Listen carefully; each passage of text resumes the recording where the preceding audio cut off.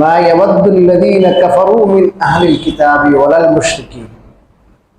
আহলে কিতাব হোক অথবা মুশরিক হোক, তাদের মধ্যে যারা কাফের তারা চায় না যে আইয়ুনাজ্জালা আলাইকুম মিন খাইরিন মির রাব্বিকুম, যে তোমাদের উপর তোমাদের প্রতিপালকের পক্ষ থেকে কোনো কল্যাণ অবতীর্ণ হোক। আল্লাহু ইয়াখতাসসু বিরাহমাতিহি মান ইয়াশা, আর আল্লাহ যাকে চান তাকে তার রহমত দ্বারা বিশিষ্ট করেন। আল্লাহু যুল ফাযলিল আযীম, আর আল্লাহ বড় অনুগ্রহশীল। এই আয়াতে আল্লাহ রাব্বুল আলামিন বলেছেন, পরিষ্কার করেছেন এই কথাটা, যে যারা কাফের তারা কখনো এটা চায় না যে যারা মুসলমান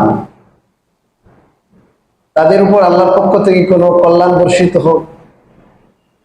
মানে মুসলমানদের কোনো কল্যাণ চায় না কাফেররা।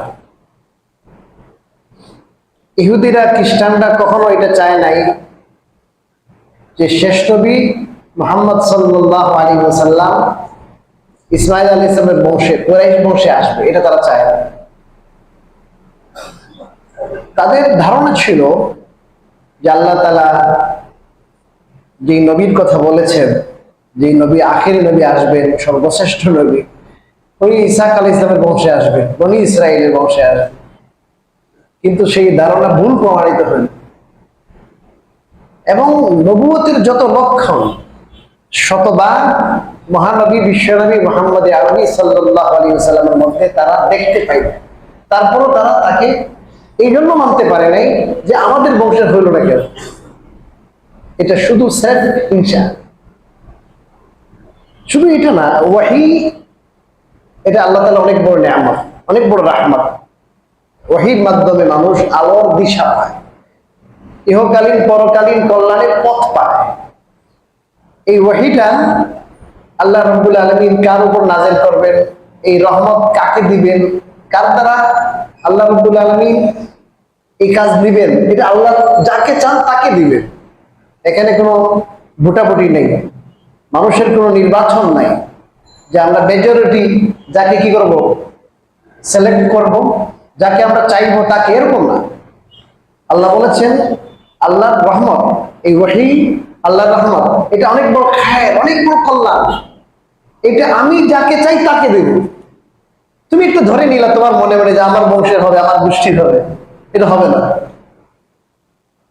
নবুয়তের বিষয়টা সিলেকশন, ইলেকশন না।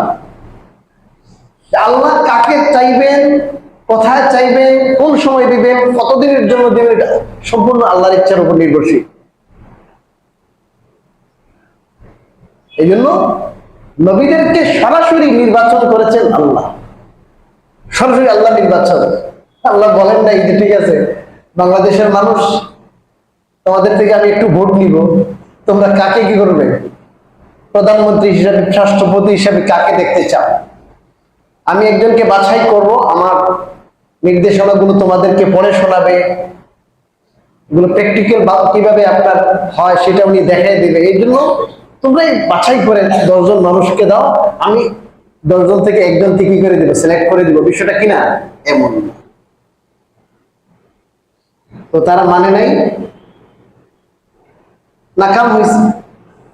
আল্লাহ রাব্বুল আলামিন আমাদেরকে সতর্ক করলেন, দেখাও এই কাফের, মুশরিক, ইহুদি, খ্রিস্টান কেউ চাবে না, কেউ চায় না যে তোমাদের প্রতি তোমাদের প্রতিপালকের কোন রহমত অর্পিত হোক, বর্ষিত হোক, এটা চায় না।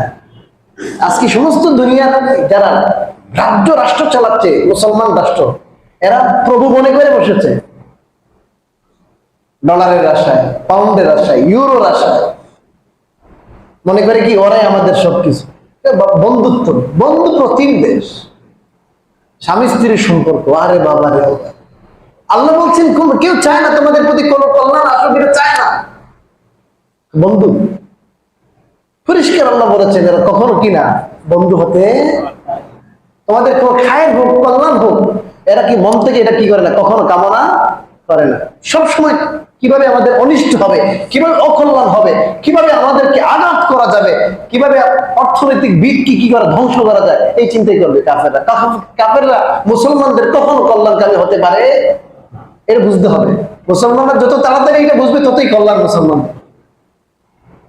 কিছু দেখা যায় ডলার দিয়ে দিচ্ছে, আর্থিক সহায়তা দিয়েছে, ইউনিসেফ থেকে কিছু দিয়ে দিছে, ওই সংস্থা থেকে দিয়েছে, জাতিসংঘ থেকে দিয়েছে। এই সমস্ত জিনিস বুঝা অনেক অনেক কঠিন। কেমন দেয় তারা? আপনি দেখেন এই রিলিফ, জাতিসংঘ কিছু রিলিফের ব্যবস্থা করেছে বর্তমান ফিলিস্তিনে, গাজাতে।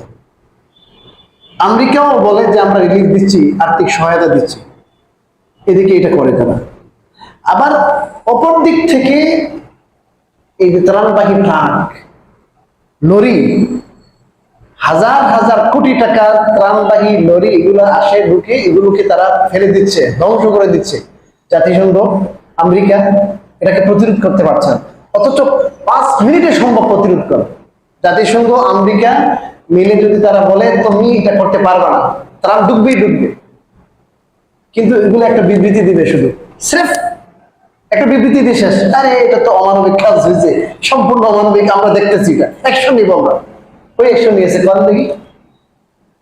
এদেরকে এদিকে টাকার ব্যবস্থা করে, মাঝে মাঝে মানে মানবতার ধ্বজাধারী, এরা মানবতার ধ্বজাধারী। আজকে আপনার ওই দেশে কত লক্ষ মানুষ, কত লক্ষ বাচ্চা, নিরীহ বেসামরিক মানুষগুলো মারা গেল, শহীদ হইল। বড় বড় আপনার দালান, বড় বড় ইমারত, আপনার বিল্ডিং একবারে তছনছ করে ফেলছে।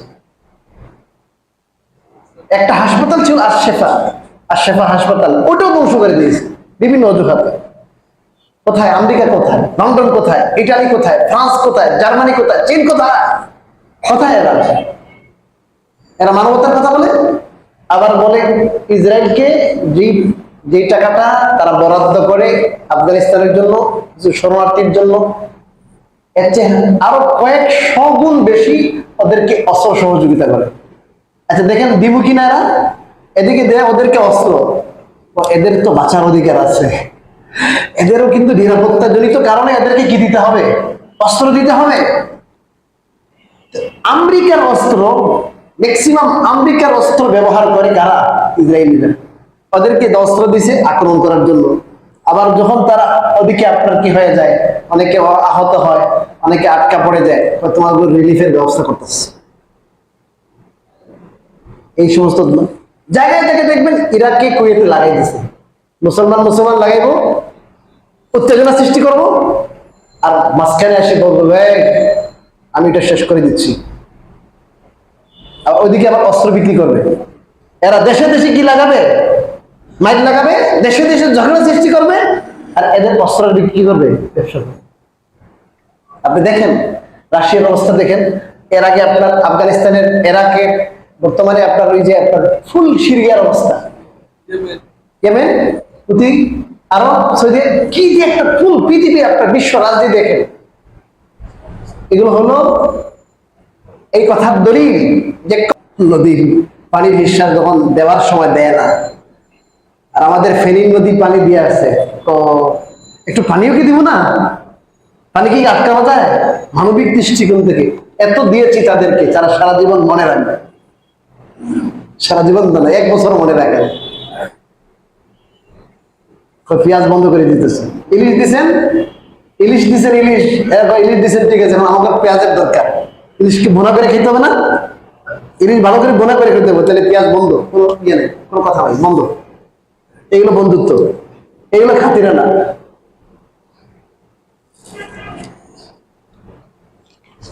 ما ننسخ من آية أو نوسها نأتي بخير منها أو مثلها ألم تعلم أن الله على كل شيء قدير।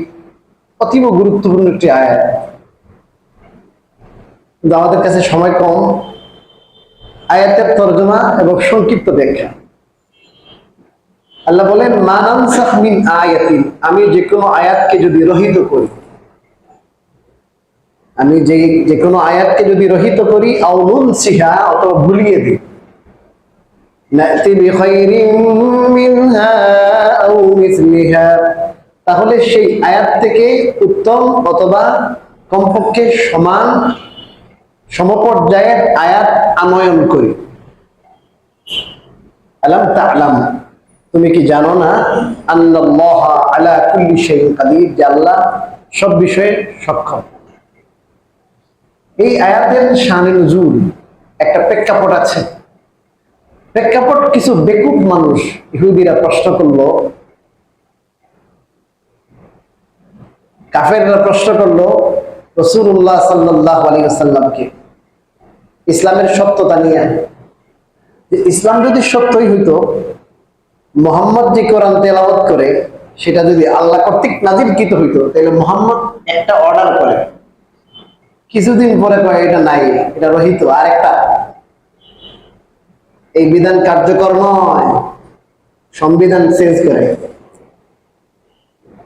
তাইলে তো আজকে একটা, কালকে একটা, পরশুদিন আরেকটা। এটা যদি আল্লাহর পক্ষ থেকে হইতো তাহলে তো এমন রদবদল হইতো না।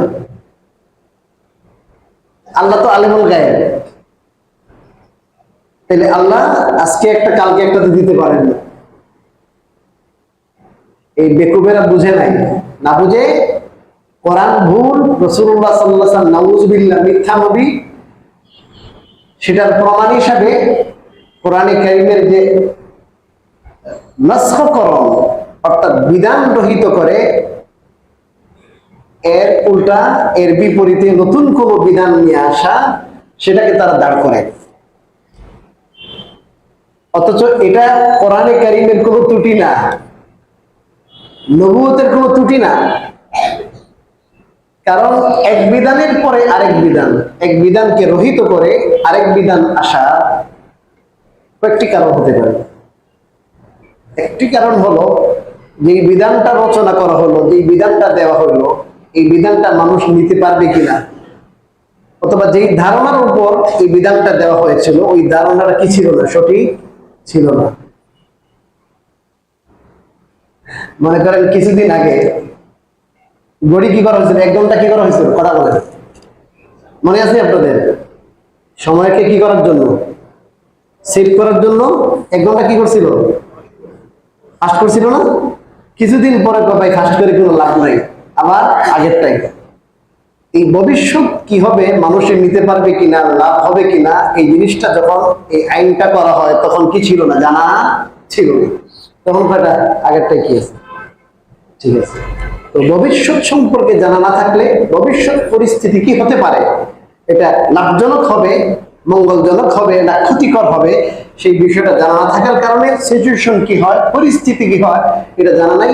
এই জন্য কি করছে, পরীক্ষামূলক একটা কি দেয়, একটা আইন দেয়, পরবর্তীতে আবার কি করে প্রত্যাহার।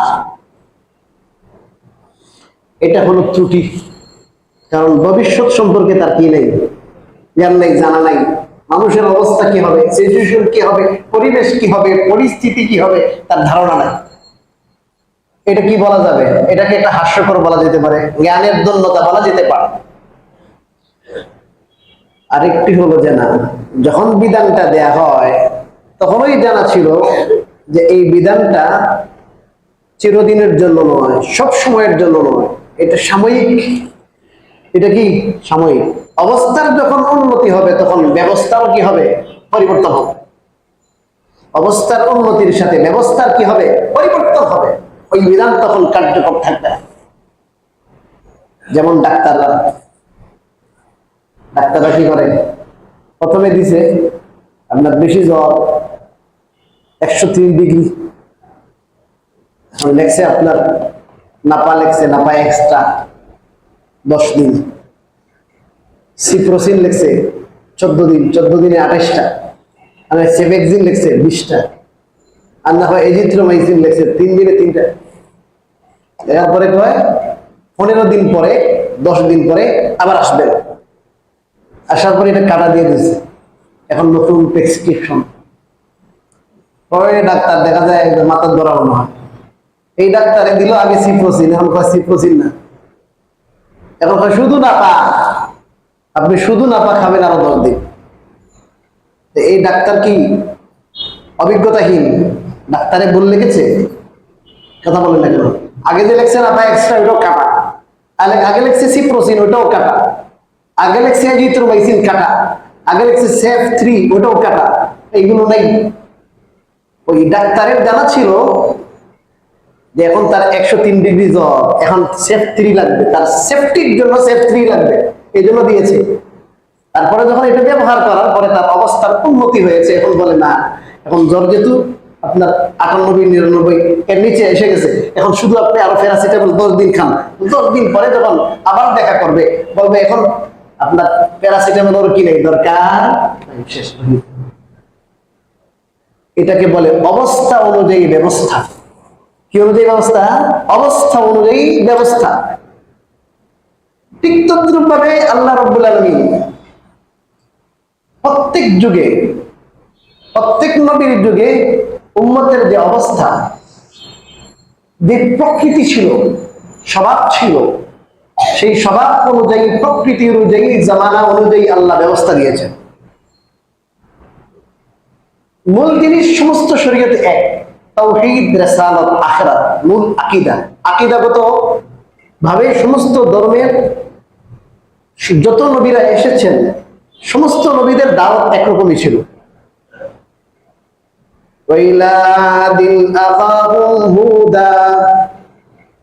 আল্লাহ তাআলা এরকম কোরআনে কারিমে বয়ান করছেন, ওয়াইলা সামুদা আখাহুম সালিহা। সবাই বলেছেন মা লাকুম মিন ইলাহিন গায়রু। এক দাওয়াত দিয়েছেন সালেহ আলাইহিস সালাম, হুদ আলাইহিস সালাম, শুআয়ব আলাইহিস সালাম, মূসা আলাইহিস সালাম, ঈসা আলাইহিস সালাম, আমাদের নবী মুহাম্মদ আরবি সাল্লাল্লাহু আলাইহি ওয়াসাল্লাম। সবাই দাওয়াত দিয়েছেন এক আল্লাহর কি করো, ইবাদত করো। সবাই বলেছেন আমি আল্লাহর পক্ষ থেকে রাসূল, আমি যে সমস্ত বিধান নিয়ে আসবো সেই সমস্ত বিধান অনুযায়ী তোমার জীবন যাপন করো। আমি তোমাদেরকে যে আখিরাতের কথা বলছি, তোমরা আখিরাত নিয়ে চলো। আখিরাতে হিসাব কিতাব হবে, আখিরাতে তোমাদের জান্নাত জাহান্নামের ফয়সালা হবে। আখিরাতের কথা বলেছেন, তাওহীদের কথা বলেছেন, রিসালাতের কথা বলেছেন। তাওহীদের দাওয়াত, রিসালাতের দাওয়াত, আখিরাতের দাওয়াত সমস্ত নবীদের যুগে এক সমান ছিল। কিন্তু বিধানগত দিক, বিধানগত যে দিক আছে, এটাকে বলা হয় শাখাগত, ইসলামের শাখাগত বিষয়। যে আল্লাহর ইবাদতের ইয়েটা হবে, যেমন নামাজ। সব ধর্মে 5 ওয়াক্ত নামাজ ছিল না, সব ধর্মে 5 ওয়াক্ত নামাজ ছিল না। 5 ওয়াক্ত নামাজ শুধুমাত্র এই নবীর কি বৈশিষ্ট্য। সব ধর্মে পৃথিবীর সমস্ত জায়গায় নামাজের অনুমতি ছিল না, কিন্তু রাসূলুল্লাহ সাল্লাল্লাহু আলাইহি ওয়াসাল্লামের এই দিন, দ্বীনে মুহাম্মদী, আখিরি দিন, এই দিনের মধ্যে পৃথিবীর যে কোনো জায়গায় কি হবে, নামাজ হবে। মসজিদে হবে, মসজিদের বাইরে হবে, সড়কে হবে, আপনার বাজারের মধ্যে যদি আপনার পবিত্র জায়গা হয়, যে কোনো জায়গায় কি হবে, নামাজ হবে। এই বিধান ছিল না আগে। কোন নবীর বিধানে ছিল কোন জায়গায় যদি নাপাক লাগে ওই কাপড় কেটে ফেলতে হবে, ওইটা ধুইলে কি হবে না, পাক হবে না। এই ধরনের শাখাগত মাসলা মাসাইল, বিধানগত বিষয়, এই বিষয়গুলোকে আল্লাহ রাব্বুল আলামিন অবস্থা অনুযায়ী, প্রকৃতি অনুযায়ী, জামানার হালত অনুযায়ী আল্লাহ তাআলা বিভিন্নভাবে দিয়েছেন। সমস্ত মানুষের মেজাজ কি এক সমান? কথা বলেন নাই? আপনার ঘরের মধ্যে সব ছেলে সব মেয়ের কি এক সমান প্রকৃতি? একজনে কয় আমি কি টাকি মাছ খাই না, আরেকজন কয় আরে সেই মজার টাকি মাছ, একজনে কয় বাইং মাছ পছন্দ, আরেকজন কয় বাইং মাছ দেখতে সাপের মতো লাগে। এক একটার এক এক কি প্রকৃতি, এক একটার এক এক মেজাজ। একজন গরম মেজাজের, একজন নরম মেজাজ। বনি ইসরাইল এগুলা তেরা প্রকৃতি, বক্র মেজাজের। এই সমস্ত মেজাজের মধ্যে উগ্রতা ছিল, বক্রতা ছিল, কথা শোনার মাত্রা কম ছিল। এই জন্য ওইগুলো টাইট বিধান দিয়েছেন। কি বিধান? টাইট। আর খ্রিস্টানদেরকে আল্লাহ তাআলা বিধান দিয়েছেন নরমাল। আর আমাদের নবী মুহাম্মদ আরবি সাল্লাল্লাহু আলাইহি ওয়াসাল্লাম, আমাদের উম্মতকে আল্লাহ রাব্বুল আলামিন নাতিশীতোষ্ণ, বেশি গরমও না, বেশি ঠান্ডাও না, মাঝারি, মাঝারি পর্যায়ে। বুঝলেন না? বেশি গরমও না, কিও না, বেশি ঠান্ডাও না, বেশি শক্তও না, বেশি কড়া না, আবার বেশি কিও না। একবারে কি না নরম, একবারে নরমাল নয়, মাঝামাঝি, মিডিয়াম। আল্লাহ রাব্বুল আলামিন এই বিধানগত যে পার্থক্য রেখেছেন বিভিন্ন সময়ে, বিভিন্ন নবীর যুগে, এটার হিকমত আছে।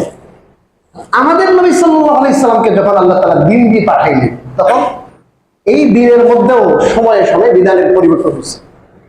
কিবলা পরিবর্তন হয়েছে না? কিবলা পরিবর্তন হয়েছে। এখন কিবলা পরিবর্তন হয়েছে, এদের অ্যালার্জি। কিছু মানুষ যারা আল্লাহর হুকুম মানতে রাজি নাই, দেখছো এই দুদিন নামাজ একদিকে, আবার কয় হ্যাঁ দিকে, আবার কিছুদিন পরে কয় দিকে। প্রথমে কিবলা কামার দিকে, আবার কিছুদিন 15, 16, 17 মাস পর্যন্ত বাইতুল মাকদিসের দিকে, আবার কিছুদিন পরে কয় কি দিকে, কাবার দিকে। এগুলো আল্লাহ রাব্বুল আলামিন বিশেষ হিকমতে, বিশেষ কৌশলে করেছেন। আল্লাহ ঠিকই জানা ছিল আমি যে এই বিধান দিচ্ছি এটা 16-17 মাস পর্যন্ত কার্যকর থাকবে, এরপরে এই বিধান আর কি থাকবে না, কার্যকর থাকবে না। এমন না যে আল্লাহ রাব্বুল আলামিন একটা বিধান দেওয়ার পরে মানুষ এটাকে নিতে পারবে না, লাভ হবে না, এই জন্য আল্লাহ কি করবেন, অবস্থা বুঝে আবার ব্যবস্থা। এরকম আল্লাহ তাআলা অবস্থা জানা আছে আগের থেকে, যেমন ডাক্তারের আগের থেকে জানা আছে সেফ 3 তার 10 দিনের জন্যই দেওয়া হচ্ছে, এর চেয়ে বেশি এটা প্রয়োগ করা যাবে না, এই 10 দিনের ভিতরেই তার ভালো হয়ে যাবে। বাকি এটা ছিল আইডিয়া, আল্লাহটা আইডিয়া না, আল্লাহটা কি এরকম। আল্লাহ রাব্বুল আলামিন অবস্থা বুঝে কি গ্রহণ করেন, কথা বলেন, ব্যবস্থা গ্রহণ করেন।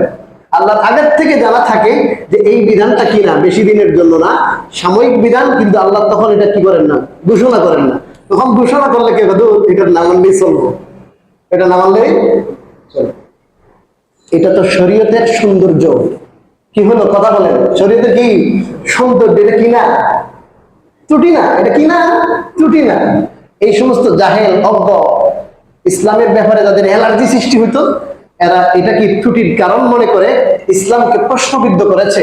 আর তারা বলে এই যে ইসলামের মধ্যে নস্খের যে বিধান, নস্খ মানে উঠাই দেওয়া, এই যে হুকুমকে উঠাইয়ে দেওয়া, এই হুকুমের পরবর্তী আরেক হুকুম দেওয়া, এটাকে কি বলে, নস্খ। বর্তমান যে বিধান যেটাকে উঠিয়ে দেওয়া হলো ওটাকে বলে মানসুখ, আর নতুন প্রবর্তিত বিধান এটাকে বলা হয় নাসিখ। এটাকে কি বলে, নাসিখ। তাহলে কথাটা বুঝতে পারছেন? আল্লাহ বলেন মা নানসাখ মিন আয়াতিন আও নুনসিহা, যে কোনো আয়াত যদি আমি সেটা কি করি, উঠিয়ে নেই, রহিত করি, আও নুনসিহা, অথবা সেটাকে আমি ভুলিয়ে দেই। সাহাবায়ে কেরাম এক সূরা নাযিল হলো, সাহাবায়ে কেরাম পড়তে শুরু করলেন, বিসমিল্লাহির রহমানির রহিম পড়েন, এরপরে সমস্ত সাহাবায়ে কেরাম আয়াত নাযিল হওয়ার সাথে সাথে মুখস্থ শুরু করতেন, লেখাও হইতো। এখন একজন সাহাবীও বলতে পারে না। ফজরের পরে সবাই রাসূল করিম সাল্লাল্লাহু আলাইহি ওয়াসাল্লামের কাছে আসেন যে হুজুর, কখনো তো এরকম হয় নাই, আপনার সূরা তো নাযিল হইল মাত্র, এখন আমরা মুখস্থ করলাম বিসমিল্লাহির রহমানির রহিম পড়ার পরে আর আসে না দেখি। রাসূলুল্লাহ সাল্লাল্লাহু আলাইহি ওয়াসাল্লাম বললেন, আরে এই আয়াত আল্লাহ নাযিল করেছিলেন ঠিক, কিন্তু আল্লাহ তোমাদেরকে বলেই দিয়েছেন এটা রহিত করে দিয়েছেন। কি করেছেন, রহিত করেছেন। এই রহিতকরণের বিভিন্ন ধরন আছে। এখন এইদিকে চলে গেলে 10টা হয়ে যাবে, আজকে এটা থাক, বিভিন্ন ধরন নিয়ে অন্য সময় আলোচনা করবো। নাতি বিখাইরিন মিনহা আও মিসলিহা, আল্লাহ বলেন যদি আমি মনসুখ করি, রহিত করি অথবা ভুলিয়ে দেই, অন্তরে থাকে না, মনে থাকে না, তাহলে নাতি, সমস্যা কি, নাতি বিখাইরিন মিনহা, সেই যে বিধানটা রহিত করলাম, ভুলাইয়ে দিলাম, এর চেয়ে উত্তম বিধান নিয়ে আসি আমি। উত্তম কি, এর চেয়ে পরিস্থিতির বিচারে, অবস্থার বিচারে আরো কি উত্তম। আগেরটা থেকে কি বলেন, আগেরটা ওই সময়ের জন্য উত্তম ছিল, আর এই ওই বর্তমান যে সিচুয়েশন পরিস্থিতি, এটার জন্য বর্তমানটা উত্তম, আগেরটা কি না, উত্তম না। আল্লাহ বলেন তাহলে ত্রুটি কোন জায়গায়? হ্যাঁ, আগেরটা ছিল কি, আগেরটা ছিল কফি, মনে করেন কফি, কফির স্থলাভিষিক্ত, এখন দিছে দুধ। কফির মধ্যে হালকা দুধ আছে, আর দুধের মধ্যে শতভাগই কি দুধ। বর্তমান পরিস্থিতির জন্য কি ভালো, দুধই ভালো। আল্লাহ বলেন বর্তমান পরিস্থিতির জন্য যেটা ভালো, আও মিসলিহা, আর না হয় অন্তত পক্ষে সমান সমান। কি কথা বলেন, সমান সমান। আগেরটা ওই পরিস্থিতির জন্য যেমন ছিল, বর্তমান পরিস্থিতির জন্য এটাই করলাম। তাহলে বিধান দিলাম আমি ঠিক, এই বিধানটা আমি রহিত করলামও, কিন্তু রহিত করার পর এই বিধানের পরিবর্তে এমন বিধান দিলাম যে এই বিধানটা আরো বেশি কি উপযোগী, এই বিধানটা আরো কল্যাণকর, আর না হয় কমপক্ষে আগেরটার মতো। অতএব এটা কোনো কি না, ত্রুটি। আলাম তাআলাম আন্নাল্লাহা আলা কুল্লি শাইইন কাদির, তুমি কি জানো না যে আল্লাহ তাআলা সব বিষয়ে সক্ষম। অর্থাৎ আল্লাহ রাব্বুল আলামিন সবকিছু পারেন, সবকিছুর উপরে আল্লাহ রাব্বুল আলামিন কুদরত রাখেন। অতএব কোন সময় কোন বিধানের দরকার আল্লাহ রাব্বুল আলামিন তার কুদরতের দ্বারা ওই বিধানই দান করেন, এবং কোন সময় কোন জিনিস কার প্রয়োজন, কোনটা তার জন্য বেশি উপযোগী, আল্লাহ রাব্বুল আলামিন সেই হুকুমটাও আনয়ন করতে কি সক্ষম। এটার জন্য কিন্তু কি লাগে, হিকমত জানা লাগে, এটার জন্য পরিস্থিতি বোঝা লাগে, এটার জন্য গায়েবের বিষয় জানা লাগে। তো আল্লাহ তাআলা যেহেতু পরিস্থিতি জানেন, গায়েবের অবস্থা জানেন, মানুষের সমস্ত অবস্থা, বাহ্যিক অবস্থা, অভ্যন্তরীণ অবস্থা সবই জানেন, অতএব তার জন্য সেই সমস্ত বিধান নিয়ে আসা কোনো কিনা ব্যাপার। আল্লাহ রাব্বুল আলামিন আমাদেরকে কথাগুলো বুঝার এবং আমল করতে